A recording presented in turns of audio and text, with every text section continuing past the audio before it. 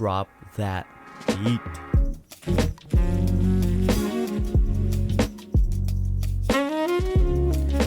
Yo, what is up, Anna? What's up, Ken? Just me and you today. Me and you today. Yep, Glenn's training for another tournament. But also, you will hear his voice later. Yes, correct.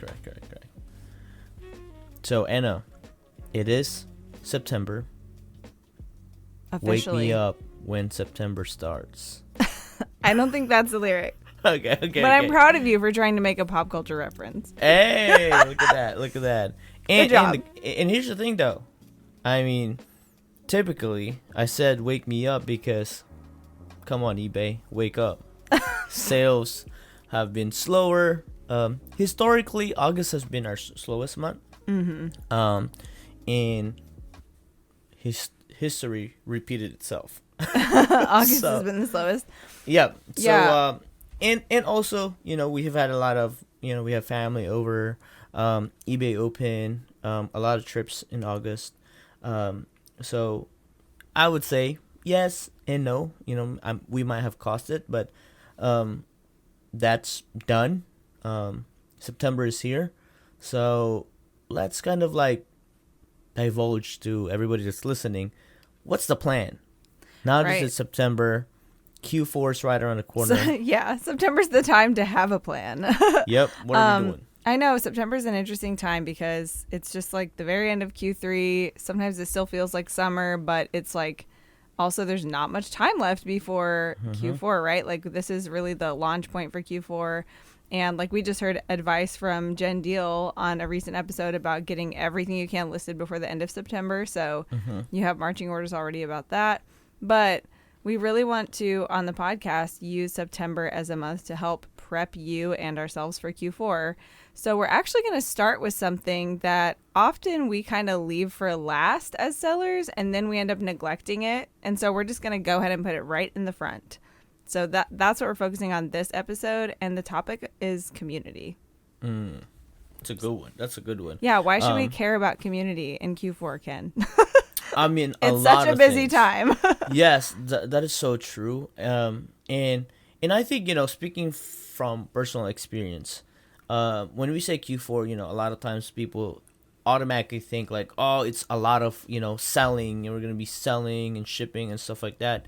But one of the things that might pop up, and I would say like more likely that's been happening the last few years, are buying opportunities and or catching trends and hot items. I remember when we were starting, without the community, I wouldn't have known that.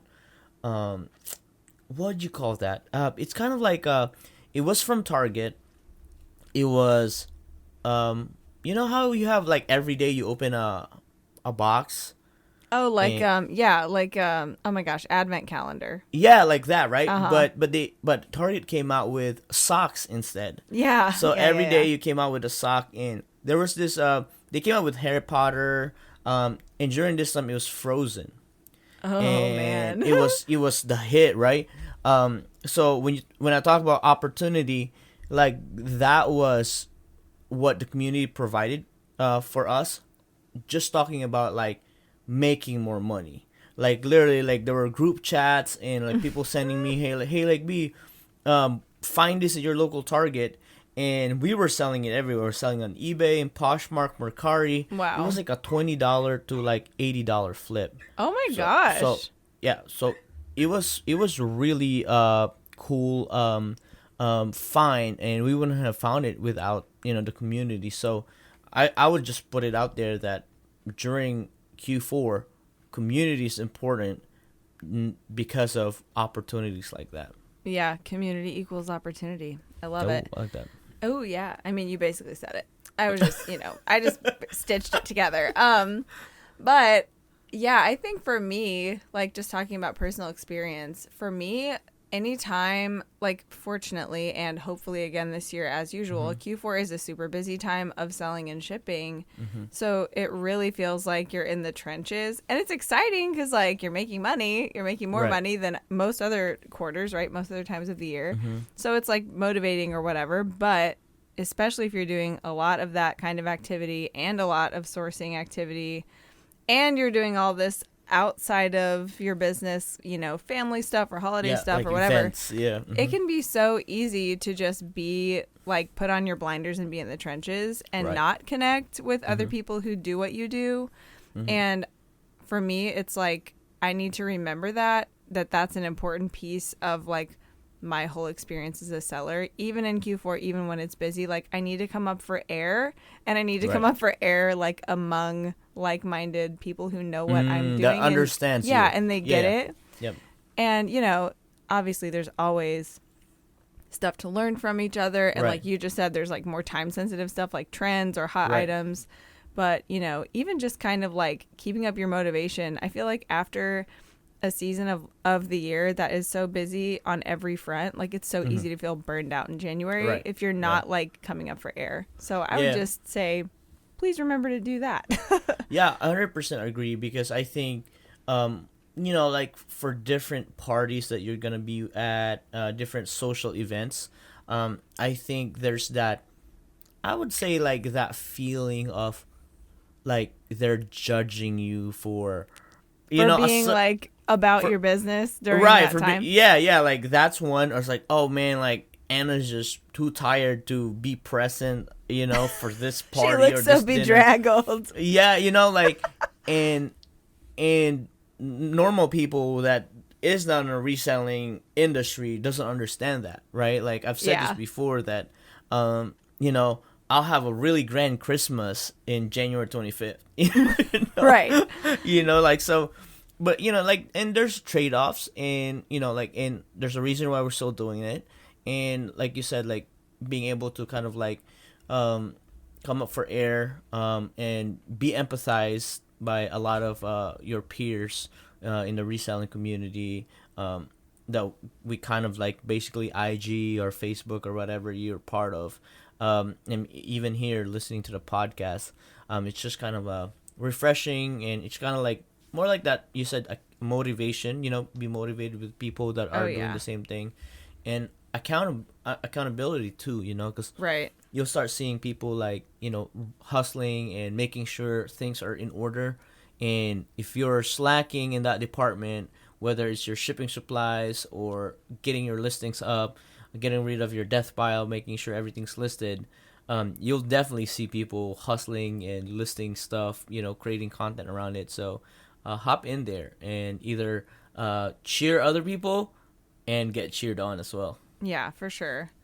It's like such a motivating thing, I guess, to just to participate in community, even if it is just on social media. But there's so many other ways too, and hopefully, you know, I don't know that this is necessarily sufficient for most people, but hopefully having the podcast in your ears at least once a week is going to help you feel like you know what's going on with some other sellers. You hear what's happening. You know, that's when you're just listening, it's kind of more of a one-way street. Of course, you're welcome to interact with us too. For sure. But, I mean, our but DMs even if are you're open just all the time. listening, like that helps, you know? Yeah. That always helped me a lot, especially when I was in the trenches. Like, that was, for a long time, that was my only sense of camaraderie, and it really did help me during those busy times. But also just remember that it is a busy season, and you don't have to be dragged around by your business or by your other commitments and obligations. Like, you're the boss. You get to choose which things are most important, no matter what area of your life. So just like take ownership of that, and don't feel like you're going to be dragged around by your life in Q4. I've heard that kind of sentiment from so many people. And I've felt that way in the past, like not as much in the last few years, because I feel like I've gotten more the hang of it. But, you know, when everything is extra busy, like it's easy to slip into that. Sure. And, well, I mean, we're not going to take a lot of the time here today because, Anna, why don't you tell them the treat that we have for the listeners today? Oh, this is so delightful. So at eBay Open, there were a lot of eBay Open related things that, you know, we got to talk to other people about, eBay employees, fellow sponsors of eBay Open, other sellers. And one of the coolest things for us was that we got to reconnect in real life with some of our like very best seller friends from all over the country. And a lot of them jumped in the booth with us and talked on the air with us. So we're going to share some of that with you because they're our direct community. And we had some really fun conversations with them. And obviously, we know that like they're amazing and you're going to learn something from them too. And you'll love them. They have great personalities. But we thought, okay, these are some of the people that we just love the most. It feels like we're reuniting from summer camp last year every time we get to be together again in person. And we got to actually capture some of that in this way during eBay Open. So we're putting together a little roster of some of our besties in the spirit of community, and we will have even more for you from eBay Open through the month of September, but we'll tell you a little more about that later. Alrighty, and before we hand the mic to them, huge shout out to eBay for sponsoring this podcast. Make sure you follow eBay for Sellers on Instagram. Kendall Van Gilder, let's drop that beat. So here I sit with up-and-coming eBay royalty, Kendall. Hello. Hello. Thank you for joining us here. We're at our booth here at eBay Open, day 3. Are you so tired? Exhausted. I've done like so tired. 12 to 15,000 steps every day. Yes. So I have had 12 to 15,000 conversations every day. yeah, that too. Yeah. Which a I don't lot. know what's more tiring, like the steps or the conversations, but well worth it. It's been so fun.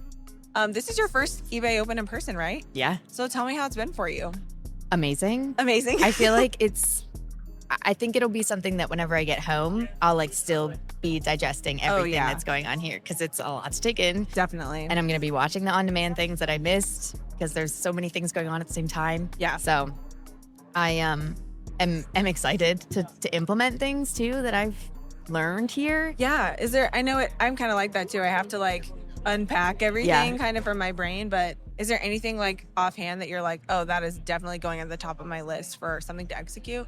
Definitely. I met with the seller clinic this morning nice. and was really great to hear that I'm like, everything's great, store's healthy, and what's going to send me to the next level is promoted offsite. And I know that's something that I kind of am like, yeah, that makes sense to me. But to hear it from an eBay employee to tell me that that's like what my unlock might be makes me feel like I want to go full in on it and it's really not just try like it. a curiosity.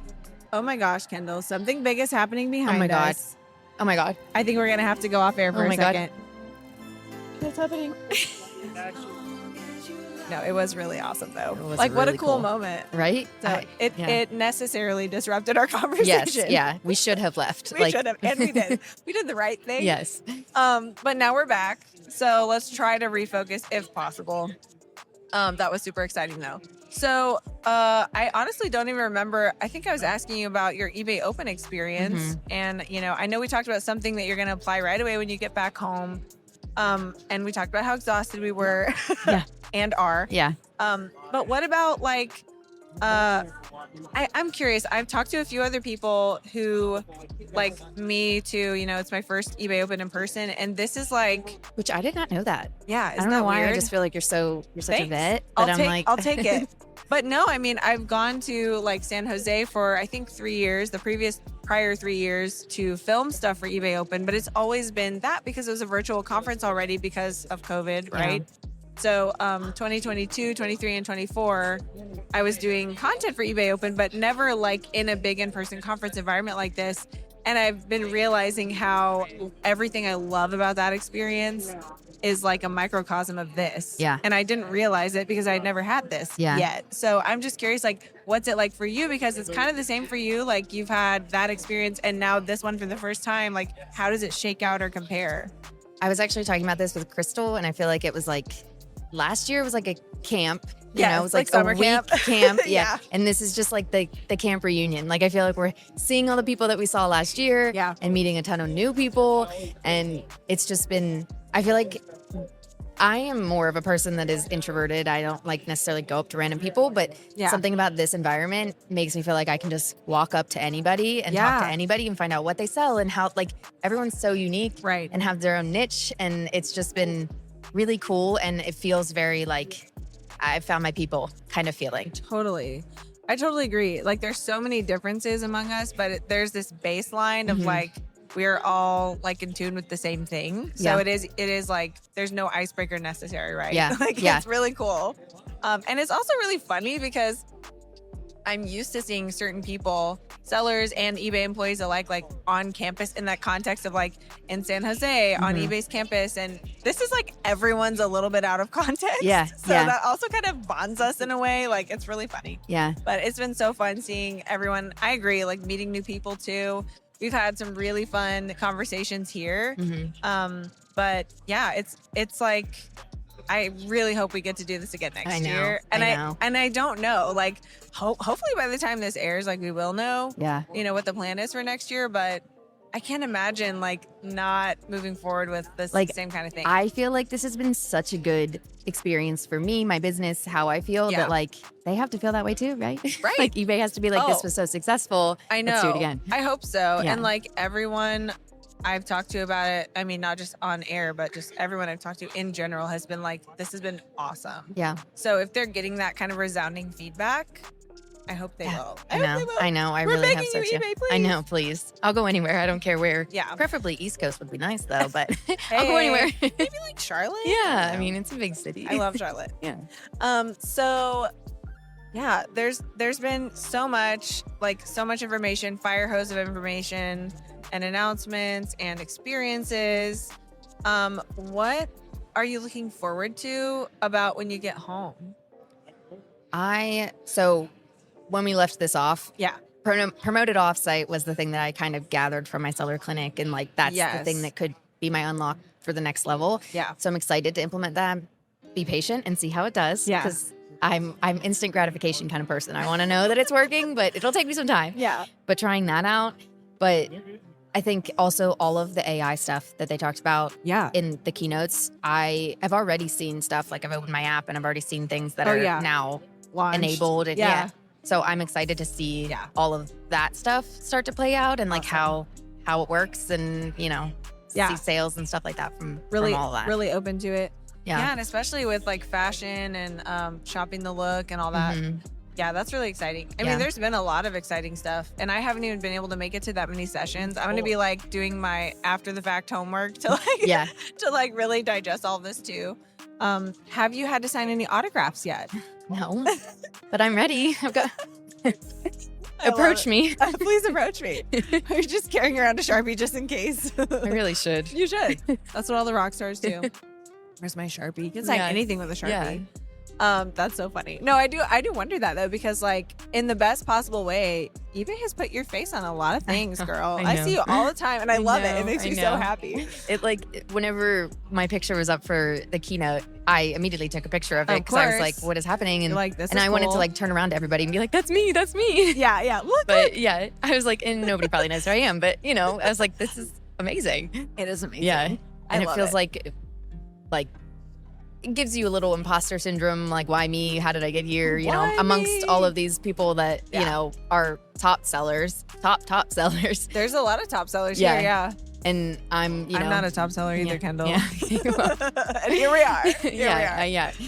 But it's been really cool, and that's like awesome. I'm only 2 years in this. Yeah, you know, that's I'm a baby. That's what I was gonna ask you. Like, is this a kind of a pivotal moment in your origin story here? Because you are really new for eBay, relatively speaking, right? To like some of the people here, especially this year for the 30th anniversary. Yeah, like 2 out of 30 years. Like, you know. Yeah. Not calling you a noob. You're like totally a pro, but you know.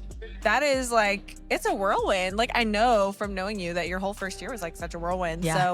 So what's it like from this vantage point, just on your own journey? Yeah. I mean, it feels a little bit being here, having done like the laundry list of things now that I've done with eBay. Yeah. It feels extra cool, to be honest. Like I'm like, why am I not signing things really?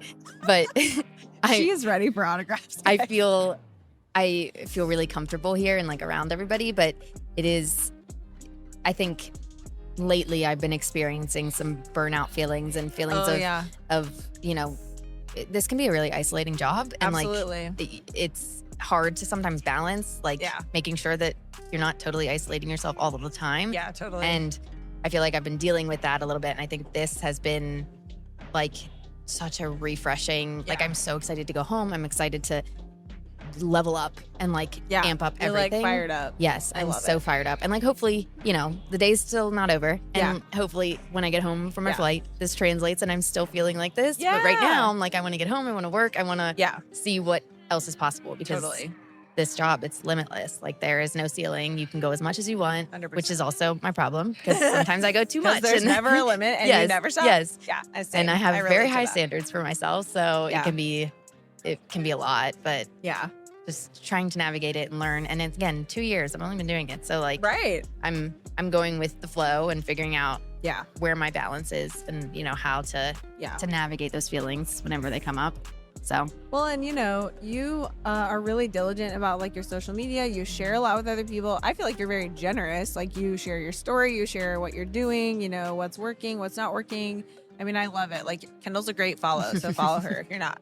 But that, even that side of like the business that you're like pushing these things out into the public eye, that is very generous for other people to benefit from. And that's like part of, I see it as part of my job, right? Like I need to include that as part of my regular workflow where I'm like putting some stuff on my Instagram or whatever, kind of for the sake of the community. Yeah. But that is like so different from having these personal conversations with people. Yeah. Like it can be really rewarding to do that, but it doesn't fill your cup the way something like this does, right?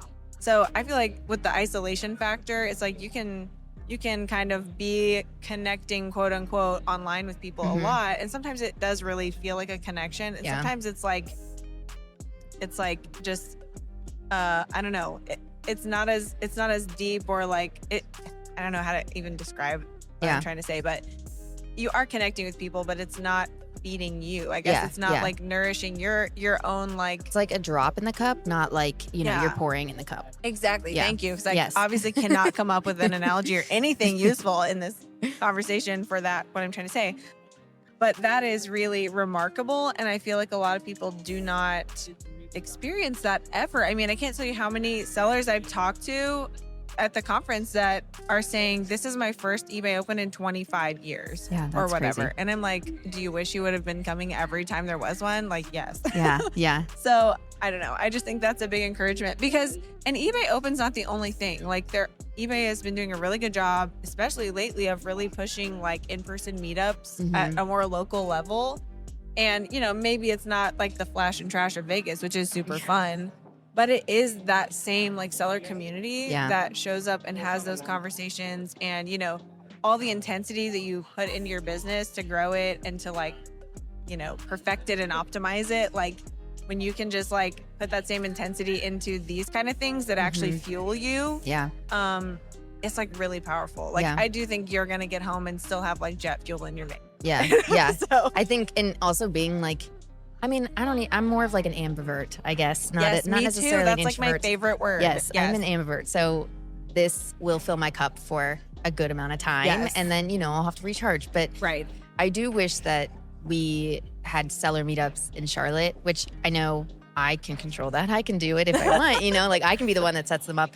But I think going back to the burnout and doing too much, it was kind of like stretching myself a little too thin. But those seller meetups are a great way to connect with people, and I wish that I had that in my area. Yeah, so I mean, if you're in Charlotte and you want to start a seller meetup, Kendall will come sign autographs. Yeah, I will. I'll be your celebrity personality there. One of my favorite things about when I got to first meet you on campus was you gave a really great presentation, and we had to use teleprompters, you know, for them. And you're like, the best. You were like, oh my gosh, put me in front of a teleprompter. I love this. I live for this. I loved it. I was like, I think I missed my calling as a newscaster. So much, I love it so much. But anyway, that just always stood out to me as like such a funny. Well, everyone like hated, or like not hated it, but everyone was like, oh yeah, terrified and like nervous about it. It's so weird to get used to. Yeah. I was like, this is great. I like them too though because I love having a script. Yeah. So, however, we're doing great right now with zero script. I would like everyone to know we are completely as I put away unscripted. my notes. I'm just kidding. Yeah. No, it's been so fun though. Well, I don't want to like monopolize your time because we are here in the afternoon. I do charge by the minute. Oh crap! I forgot about that. Could I like just trade autographs? Oh yeah, sure. That works. How about some stickers? We do have some cool stickers. Okay. No, I'm just kidding. I'm taking the whole stack. We'll pay you. It's fine. By the second if you want. No, but we do really have, the last few drops of eBay open to like really squeeze out, and you don't have to spend them all here at our booth. So. Oh, but I'm having a great time. But I'm just curious, like, is there anything else we don't have a teleprompter for you, I'm sorry. Yeah, I know. You can't go off script. No, definitely not. Is there any like really burning thing that you want to make sure that you share, or that you question that you have, or even like feedback for eBay? I mean, any opinions? I'm giving you like the wide open space to say whatever you want. I know. That's gonna announce your new album that's coming out. My EP is dropping. Right. Honestly, nothing, of course, comes to my mind. Like, I've been having a great time. I don't think there's anything. I just wish things were spaced out more. Like, there's a lot going on at the same time. You can't possibly do everything. Yeah. And I know on demand is going to exist. So there's things I can watch later, but definitely there's so many things that I want to go to. And but had really, to make some hard choices. There's no notes right now for them. So I love stay tuned, because I might change my mind. You might. Yeah, you might have some notes eventually. Once I digest, I'll be like, wait, no, they should have done this. It's a lot to process. So I'll let them know. How did you feel about like you're here in person in Vegas, like you committed to the whole cow here. You're committed like to the bit. That's right. So like good accommodations, good food, like lots of snacks. You happy with all that stuff? Yeah. Okay, the booth here actually, it's got snacks. I actually need to take some for my flight. Do take so some. I will. I do not want to take them home with me. I almost poured the whole. But John said I could take as many as I wanted. I almost just poured the whole thing in, like trick or treat, Can we pay you in snacks? Yeah. Okay, great. Yeah, there you go. I mean, this is our last day, so like take whatever you want for real. I need them for the flight. Yeah, you do. You got to have good snacks. But food has been good. I mean, breakfast, lunch, happy about it. Yeah. And obviously we're in Vegas. There's a lot of places to eat for dinner. So there are. It's nice to kind of have that time on our own to go explore still and see. Yeah. Yeah, absolutely. It's been so fun. Well, I do hope that we do it again. I hope it's still in Vegas, because I love Vegas. So yeah, it'll be fun. This place is wild. It is wild. Yeah. I mean, also it's 114 degrees outside, so I've been very happy to like stay inside. I haven't seen sunlight in days. Yeah. I haven't been outside at all. So I'm gonna be like a vampire, like burning in the sun when I leave. But I know. Also, if we could make this maybe not in August, well, Vegas is cool, but like let's put it in October or November. Well, usually eBay opens in September. Yeah, like, that's my notes. Those are my notes. Let's move it. Let's not have it in August in a desert. Okay.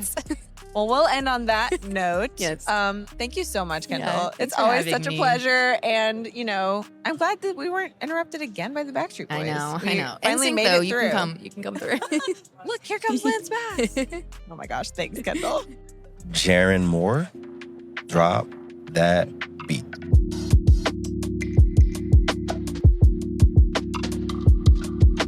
Jaron Moore, hello. What's up? Welcome to the Seller Club podcast booth. I am here. I finally made it. You made it. You guys have done a wonderful job too, just of setting everything up. Oh, and thanks. It looks so professional. We love it. I mean, it's such a cool booth. We didn't know exactly what to expect, but we were in control of like bringing the snacks and the stickers and stuff. But the actual setup is so cool. We were so impressed. And a sticker for every day? Yes. Are you serious? Today is like the second day sticker. And then I like it because it's like a slot machine. Exactly. So yesterday's was the Las Vegas sign, and tomorrow is a secret. okay. You have to come back to get come tomorrow's. back. Yeah. That's right. Well, what's your eBay Open 25 been like so far? Any highlights? Yeah, I think the biggest highlight has just been talking to the people, networking, and just feeling like the energy, because I mean it's pretty electric in here. It is, isn't it? Yes, I agree. And so just like listening to people's stories and connecting with them, I think that's probably been like my favorite. Like I think that's been the best. What about you?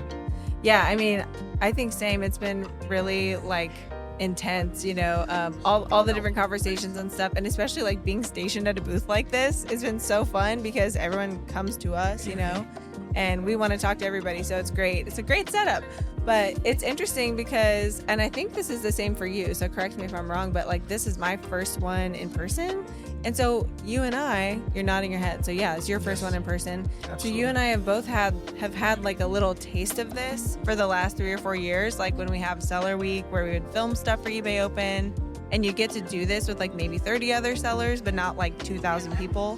So it's like totally on steroids. No, it really It is. is Like so- you hear yeah. the stories, Yeah. but to actually experience it Yeah. like for yourself and in person, like It's awesome. it's totally different. Because I mean, like I said, the energy is like no other. It is, And then yeah. already like eBay has lots of fans. You know what I mean? Like they remind me of like football fans or like. Oh yeah. I'm like, my goodness, man. It's like the team spirit Yeah, is- the team is spirit high. It is high. It They is. love it. Yeah. So Yeah, it's awesome. Like some of my favorite things about Seller Week that we've had, gotten to do with the virtual eBay opens the last few years are my same favorite things here, but it's like on a totally different scale.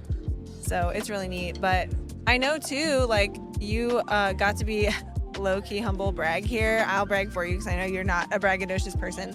But you got to be on the main stage at the opening keynote, like telling a little bit of your story. It was awesome, by the way. You did great. thank you so much. We were so proud. We were like trying not to scream in our seats about it. But I know that was like, a question and answer kind of style thing. But I don't know how much time you have right now. But I would love for you to just give us an update or just tell us in general, like what's happened in your world with reselling and stuff for the last year. Because I know a little bit behind the scenes, like so much has happened and it's such a cool story. So Sure. I don't know if you have like your elevator pitch for this ready, absolutely. but I would love to hear about Sure, that if you yeah. want to tell us a little. So it's coming up on a year Yes. that we will have opened up a thrift store Yes. in our local community, which I live in Lubbock, Texas. So my wife and I mean, we decided to go ahead and do this. It's been absolutely challenging, Yeah. but I it's can been imagine. rewarding. Yeah, it's easily the hardest thing that I've ever done in my Wow. life. But it's been very rewarding, and I've learned so much just about myself in the process, and I've grown Yeah. so much as well. I mean, because you have to. Yeah. Because if you don't grow, then I mean, you just stay stagnant. Right. And so, like, I've had to learn different ways to get business done.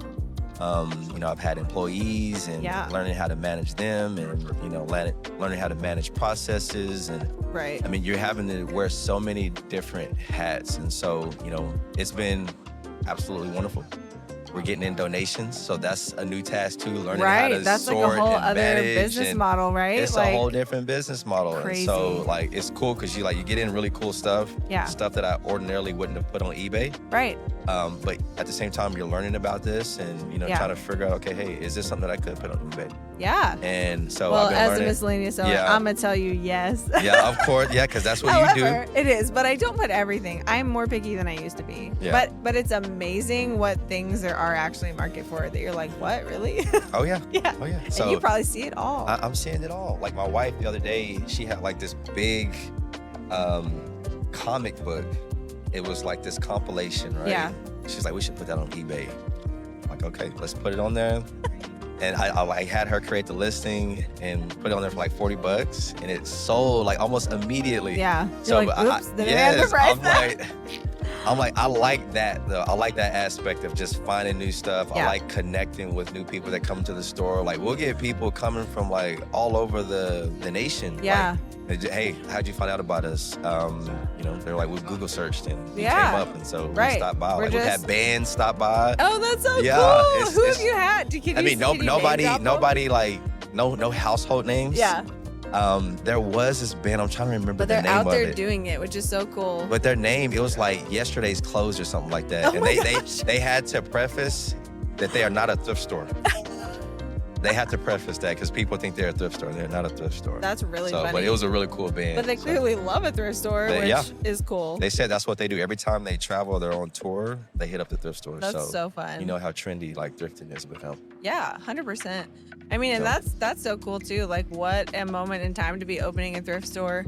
Also, I just think it's funny, like, you're talking about, this is the hardest thing you've probably ever done, and like it's grown you and stretched you so much. And I'm just gonna say, like, you put yourself on the hook with a name like Big Dreams. Oh yeah.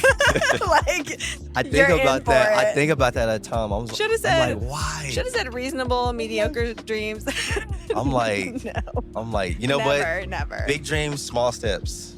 You know I what I mean? love Big that. dreams, small steps. That's right. I'm like, that's the way to achieve the big dreams. 'Cause Oh my I'm like- gosh. But at the same time, it's like you can't settle. You know what I mean? Like you Yeah. got to keep grinding and keep trying to push things forward. And For sure. that's what we're doing. We got a lot of ideas and things that we're working on. My wife just joined me full time. That's awesome. So we're doing all of it Congrats. together now. Yeah, I appreciate that. So it's not just me anymore. Yeah. So I know, and she's a powerhouse. So Oh my God. It's got to be awesome to have her on board full time. powerhouse. Yes. So like we're going to a whole other, that's who's holding it down right now while Yeah. I'm up here. So she's got the business stuff and she's got the kids. Yeah. Which today was the first day of school for my girls. Oh my so gosh. I'm like, Casual. yes. Like, So it's she not a busy week at all. Yeah, It's so fine. she's just holding down everything. Yeah. So I'm like, with her helping me out with eBay and stuff, and I mean, it's about to skyrocket up. So I won't tell her. We won't let her hear this, but what cool swag are you bringing her back as a thank you from this conference? You know, I don't know. I did see some chocolate though. Oh. Every day I'm having to pass by chocolate, so Oh, I think, yeah. and she loves chocolate, so I think I may have to yeah. grab her some chocolate. Get her some really bougie, high-end Vegas chocolate. She'll Yeah, love it. She'll 100%. absolutely love it. That's a great idea. I love that so Think so, much. too. Well, Jaren, I don't want to take up all of your time. There is literally so much to do and see here. You'll probably have to go sign autographs or something anyway. So, but thank you for jumping on the mic with me. Well, So thank you great for to be having here me. with I you. love what you guys are doing. I Dude. absolutely love it. You guys are rocking it. Dude, we'd love to have you on, for a more extended conversation too. But thanks for coming in for just a little bit. I really appreciate it. Absolutely. Have a wonderful day 2. I eBay will. Open. You do the same. We're just gonna recapture Just this. just right? take it. Just So, take ladies it. and gentlemen, if there was somebody else that's a snack connoisseur outside of the Solo Club podcast host, it would be this lady. Let's welcome Liz O'Kane. So, Liz, for the 5 people that don't know who you are, introduce yourself. What do you do? I'm Liz at Colorado Reworn, and I sell on eBay, Posh, and Mercari. Awesome. And we have known Liz, I don't even know. I'm terrible with dates. JC, years. But before I became involved with doing stuff with eBay, I've seen you on some, was it up and running grants? What was the first thing that you did with eBay? Yeah, so in 2020, I was so fortunate to win an up and running grant. And 2020 was the first year that they They introduced did. it. Okay. And So you were the first winner. well, I Oh, don't know that's about that's some bragging I was rights one right of there. the first 50 winners. Yeah. Yes. That's some first winner right there. And I mean, it really helped accelerate my Right, business. right, Really right. helped. I mean, 2020 was a different time. Yeah. And it was very much needed now. And I love that eBay has kept it going and is continuing to keep it. But at the time, it was a little, needed. Yeah. But it really opened up opportunities Right. with me to interact with eBay on a more personal Right. level. And I think through that, Yeah, we got invited to events together. Yeah, together. And then that's the cool part about the community that eBay is doing. I mean, as people have seen it, eBay is just quote unquote just a platform. But for us, it was a bridge to being connected to a lot of the lifelong friends that we're gonna have. So we've known you since then, and this is probably our 5th eBay Open. Yes. That somewhat were connected, whether it was virtually, online, or in person. So have you been to an in-person event? I have. Okay. I retired from the Air Force late 2016. Okay. So I went full time. Okay. And my first eBay Open was 2017, and I continued to go 18 wow. and 19. So somehow we've crossed paths in 18 and 19 because Yeah. I did 2018 and 2019. So that's exciting. So you've done all the eBay Open because I think they started in 2016. Yes. Yeah, Well, so so yeah, eBay Open, 2017. yeah. I was really shy back then, and I didn't know anybody. I wasn't on social media. There you I have think it. I had found like one Facebook group by then. Oh, wow. Way Yeah, back yeah. then. Yeah. So now we're here. What do you? Because for everybody that's listening, we are actually at eBay Open 2025 Las Vegas. So we're recording this on site. You probably could hear the background music, but the background noise. But we're here just watching and listening to other people. So Liz, how could you describe? If you could describe the vibe and the energy of this place to the people that are listening, what would it be? Oh my gosh. So every eBay Open that I've been to in person has been very lively, very friendly. This one, to me, I feel like it started off with so much energy. Yes. I I felt it, like keynote energy coming into the expo hall. So much energy, and today's day 2. Yep. And I feel it. Like today has flown by. There's so much energy. Yes. We're just got done with lunch, and we're getting ready to do all the other fun activities later. And and like probably one of the main things that we talk about, eBay is a community. It's not just a platform. And if you follow Liz on social media, Colorado Reborn, Liz, tell it honestly. She'll tell it straight up, and it's fun following Liz, because sometimes there are things that Liz says and I was like, oh, I was gonna say that, so I'll just share what Liz said. So my Instagram's kind of a wild card. You never know what you're gonna get. Okay, for somebody, you mentioned that you weren't on social media, right? For somebody that's doing social media now, what can you how can you encourage somebody that is in that kind of like tipping point, like, hey, should I build a social media, should I build a brand or not? How is that process for you, and how does it help you? Yeah, so I actually started my Instagram because I was at Open, and that's where everybody was. Yeah. I had no goal. Right. I honestly, today I still like. You just want to make friends. I just want to make friends, and I just want to be a part of a different community, right? Like we have our seller community. Being here in person is amazing. I'm making friends like every time I turn around, people that I've never met. And Instagram is a huge place to connect.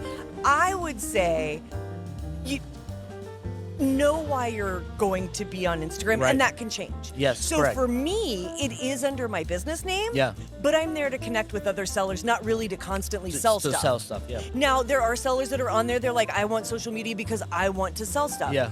And that's great. You should do that. Just know why you're there and stick to it.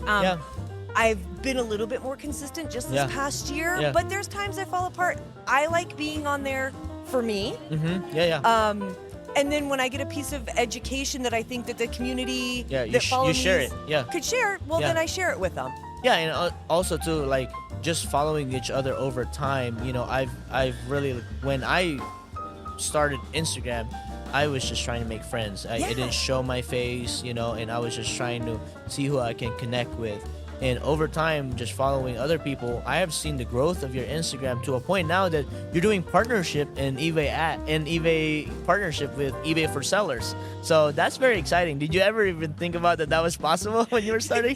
Even listening to you say it doesn't seem real. No, actually. And it was never a goal of mine. And I mean, it's a good benefit. It really is. It really is. I guess that there's a little bit of sponsorship money to be made, just depending on your goal. For sure. And it's just kind of really cool. And I think that it just opens other doors to that. But at the end of the day, I am there.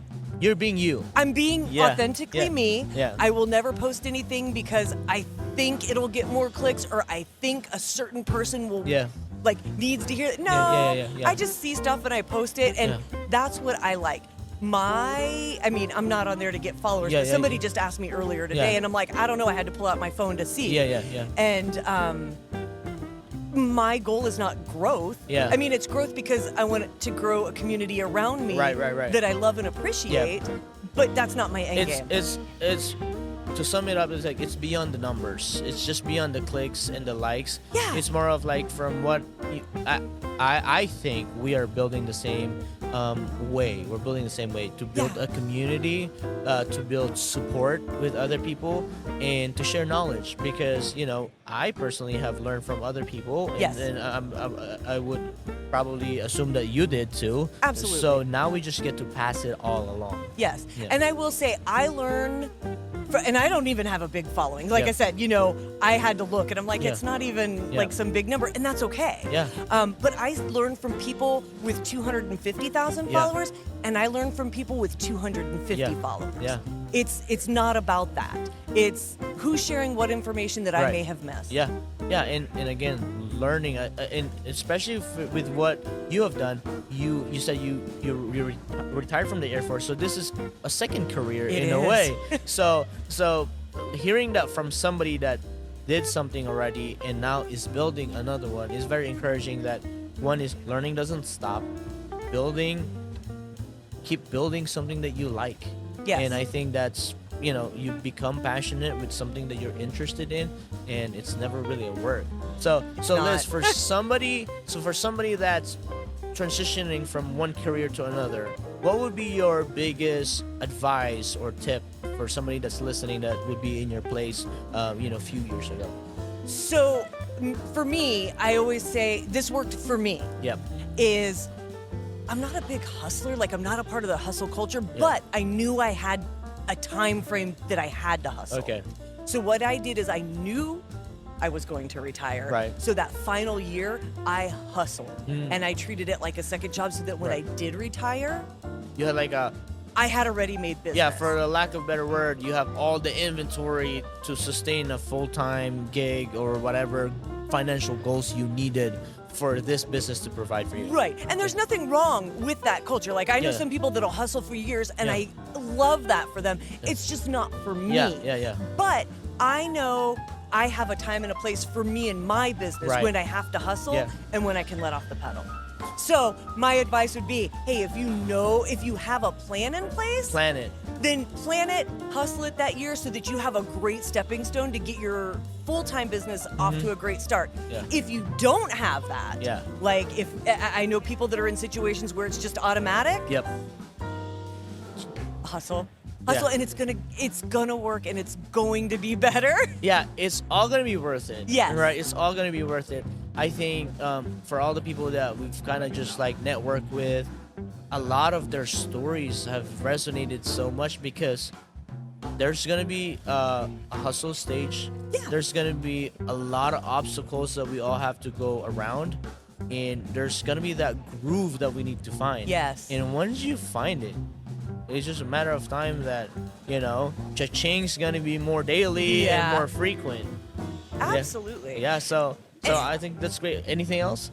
And be a part of the community. If you're listening to the Seller Club podcast, you already have a foot in the door. Grow your community. Yep. Grow the community around you with trust and friendship and knowledge. Yeah. And you will succeed.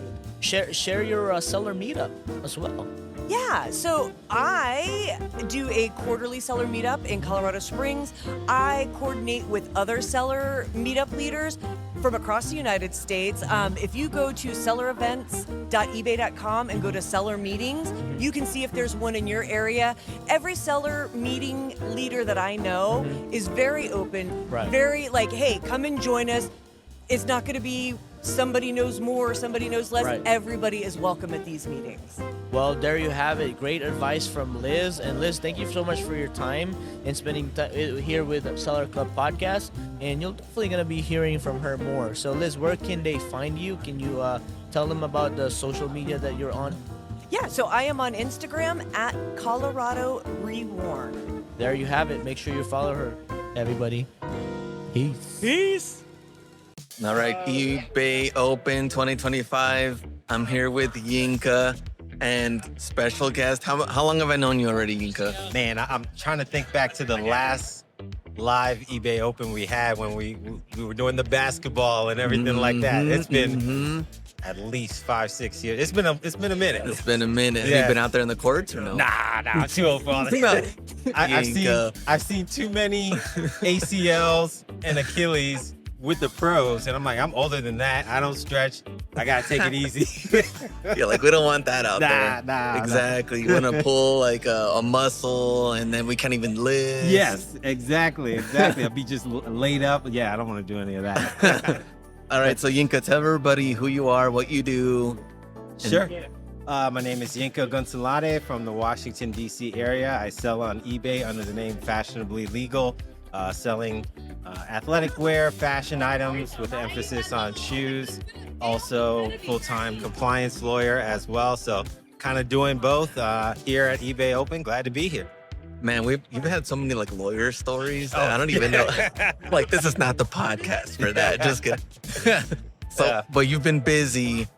I mean, how do you squeeze in, resale time or eBay time with your schedule right now? Yeah, they ask that question all the time. And what I say is, for some reason, well, I know the reason, I don't see eBay as work. Okay. So it's not like I'm really juggling both. It's like when I do eBay, it's kind of like my release from the normal 9 to 5 grind or like family life or anything like that. So I enjoy going outsourcing, still doing the Ross, the Marshalls and stuff like that when I can, but even the contacts that I've made online to get inventory in. So just sourcing items that way, listing, packaging, even now.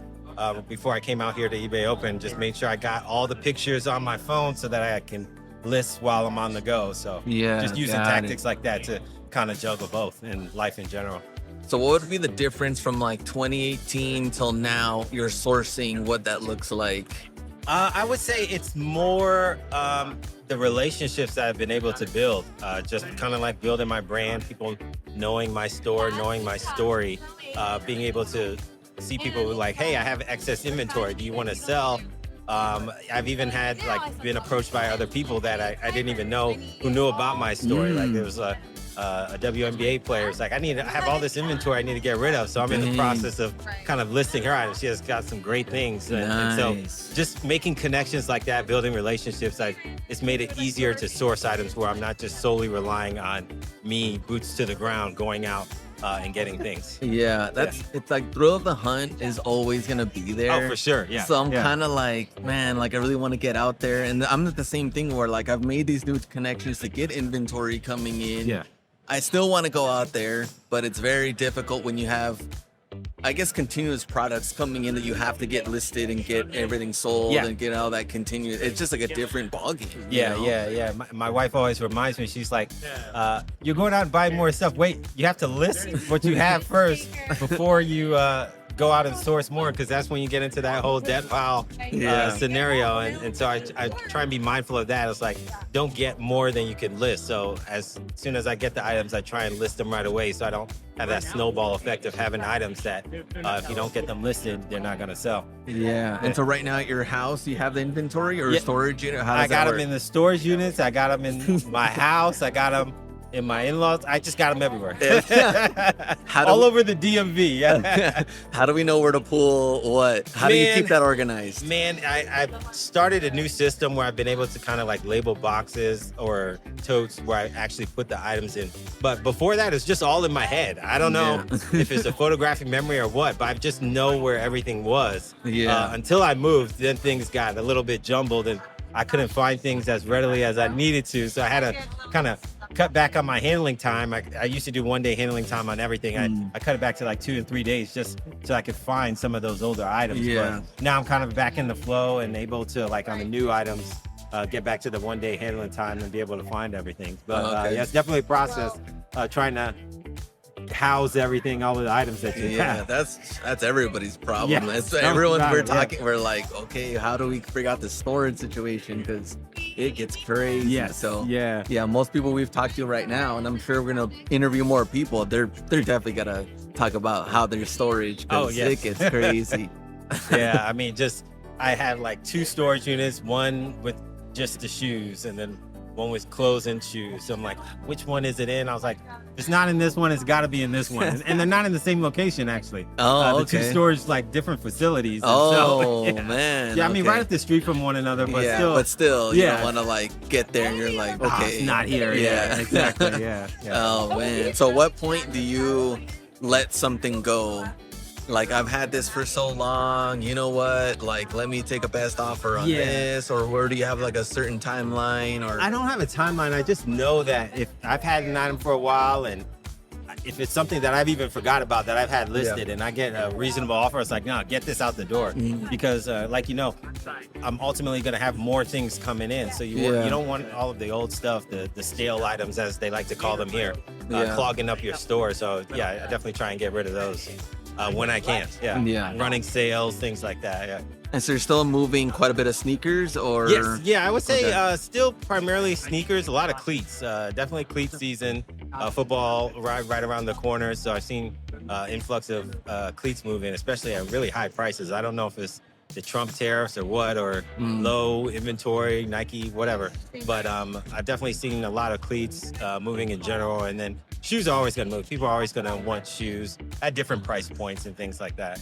So how did you change or pivot your business from like 2018 when shoe market 2018 was a totally different ball game compared to now 2025. For sure. How did you make that little pivot or switch? I would say just sourcing different items, sourcing more items. Like back then, it was just Nike, Yeezy, Adidas, everything. Any Jordan 1 you could sniff is gonna sell. Yeah. And I remember Vapor Max. Oh my gosh.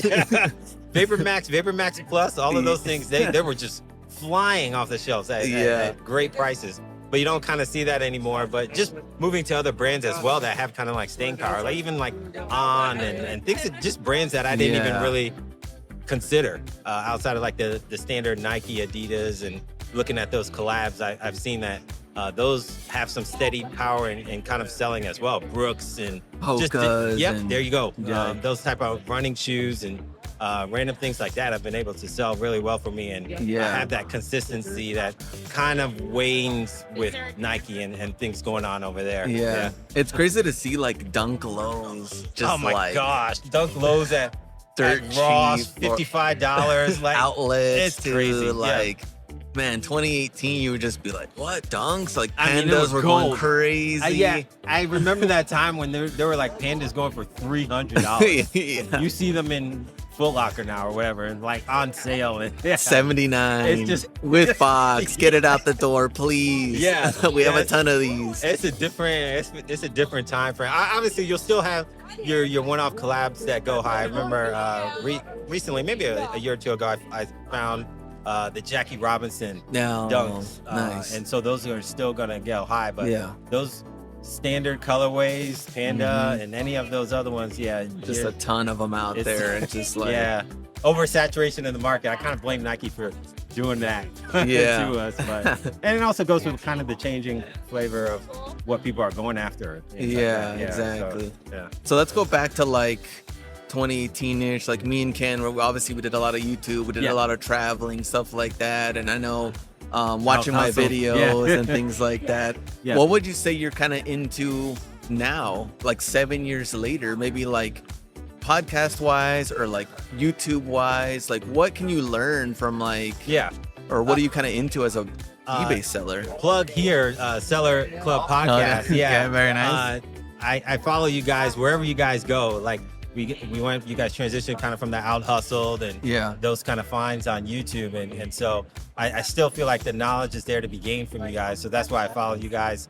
I also on YouTube, there's other podcasts. What's it called? I forget the podcast that I follow on reselling. But it's just a general podcast. Now, not geared towards sneakers or anything like that, but just follow them as far as like just hearing what's out there in the reselling market, what's on people's minds, changes that are happening on eBay and other platforms.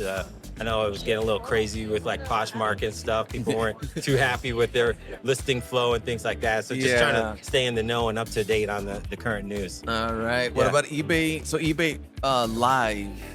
Have you been approved for that? Have you tried? Does that interest you? I have not tried. It has interested me. I still just follow people, see them doing the lives, seeing how it goes. I know Ken did a couple lives and then he liked it and then he didn't. And so he's kind of back and forth on it. And I'm waiting for the consistency of eBay's live where people put it on par or at least close to what Whatnot is doing. Whatnot's known for kind of lives.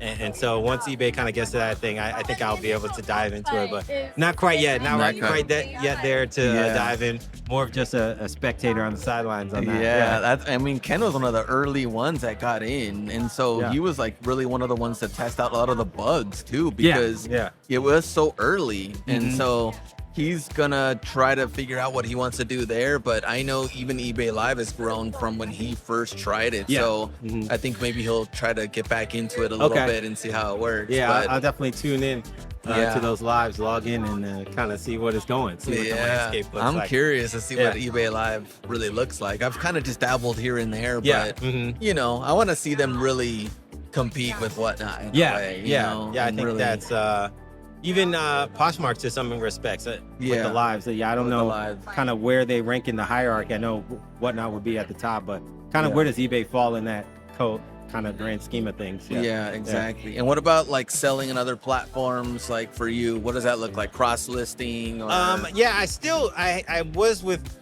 one company prior, like doing the cross listing, and then I was like, I wasn't seeing the benefits because I just wasn't doing it enough. Didn't have the time. Yeah. Because even though cross listing tools are great, it still takes time to actually get the listings there, especially if you don't have like an unlimited package like that. So I think I've cross listed enough. I am looking around at the vendors here, seeing what the next one to try would be to get all of that 2,400 inventory or whatever I have onto every single platform that I have. Right now, I'm comfortable with having all sneakers that I have on eBay are gonna be on Go and like StockX like that. But Poshmark and Mercari are kind of waning, where I don't have all of my eBay inventory on there. So that would be the target to kind of get everything on every platform. Yeah, I could see that. I mean, just managing all of them too just gets tough after a while, you know? Yeah, and you always got to put eBay at the top because you don't want to get that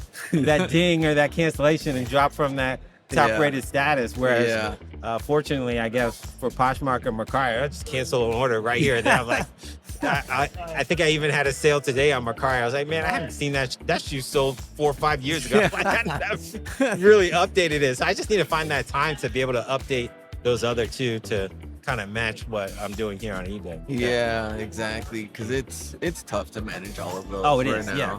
It is. I would definitely just put eBay on top and get the most eyes on everything too. Yeah. Did you try Amazon or not really? I've never done Amazon, not once. It's always enticing. I'm in these groups where people are just making a killing on Amazon. But I'm always fearful of the returns on Amazon. I don't know how the returns work. I just know that it happens often. You're not getting what you put in. What return you anything you want. Take any condition, anything like that. So that kind of scares me a little bit. So I haven't made the jump, and I don't and I might be years behind the times, but I know there was like the whole gating, ungating thing. You can only sell Nike, or you can't, or you can as you just get started. So just kind of figure that out is a task in and of itself. So I kind of stick with eBay and the things that are in my wheelhouse. You've already built it up. You know, sometimes it's like, do I really want to try something new and start from scratch? Exactly. You're kind of like, things are working well, let me just go,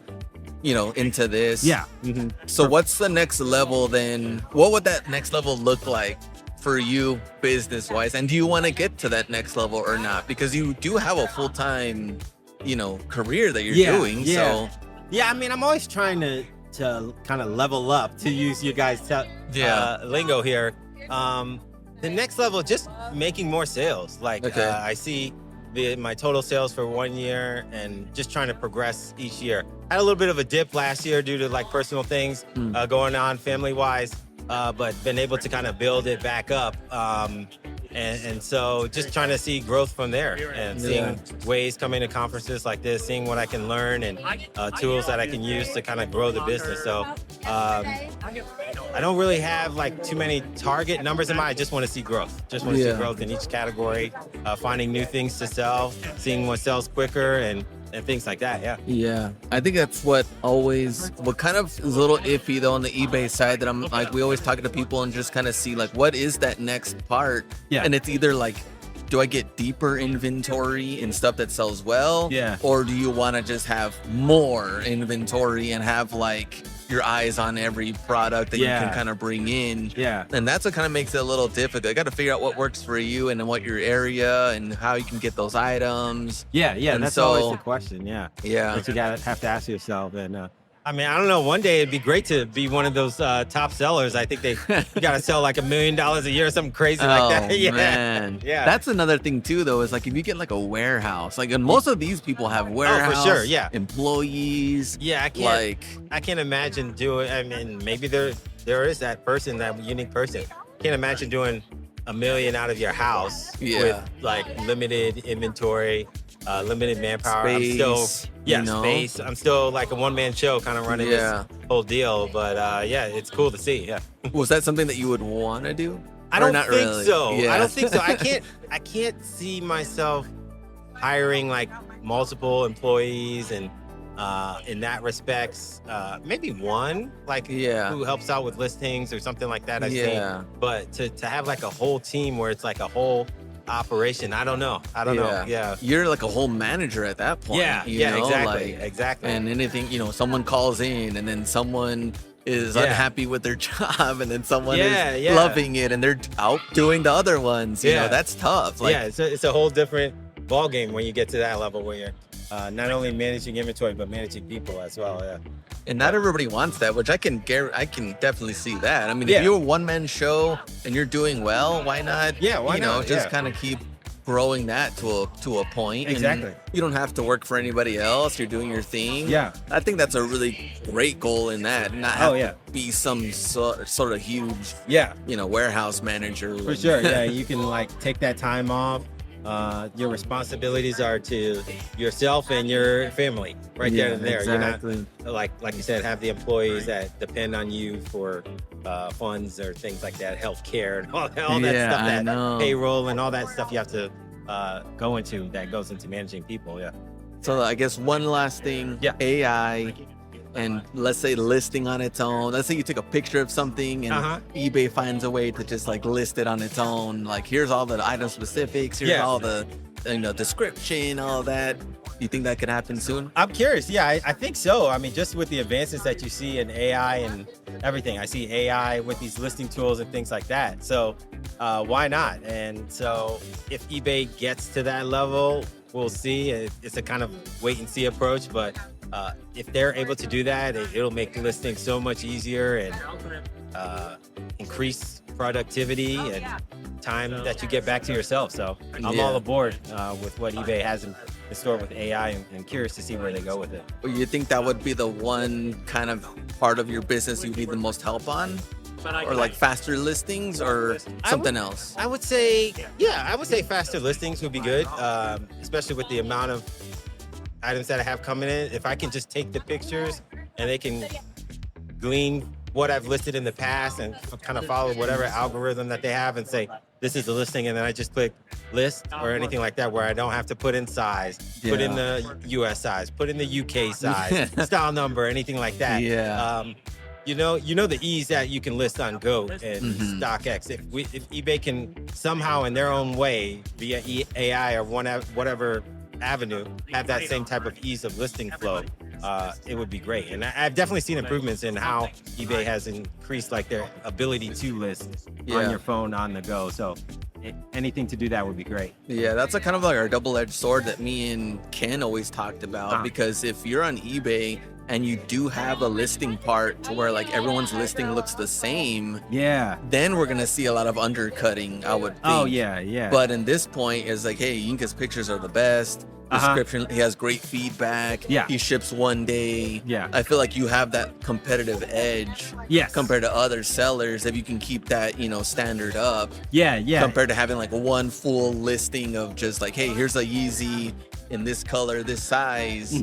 All these sellers have the same one, just one stock photo for everybody. That would get a little weird on the I wouldn't want eBay to go that route where they get down to the level of Goat where you're just a number. I like the personality. As you guys have been able to build your brand, I've been able to build my brand, and that comes through eBay. Goat sellers, you're unknown on Goat. Exactly. You don't even know who's next to sell. You don't. You have the lowest price. You see the star. You hope that you're picked. Right? That's essentially how it works on there. So I do like the individuality that comes with eBay and being able to build. So I hope AI does not take away from that, where that part everything of it, is standard and vanilla. And then you just undercut by $5 more, and then you're the next one on Goat. So you're like, oh, get some next one up. Here you go. Or just undercut it more and more. So nah, we don't want to see that. Absolutely. But all right, great conversation. Cool, great catching up with you, Glenn. That was an easy, smooth. A little podcast right there, a little episode. Nice little nuggets in there for everybody. So all right, we'll enjoy the rest of this day on eBay Open 2025. Thanks for having me, guys. All right, all right. Appreciate it. Take care. Thank you.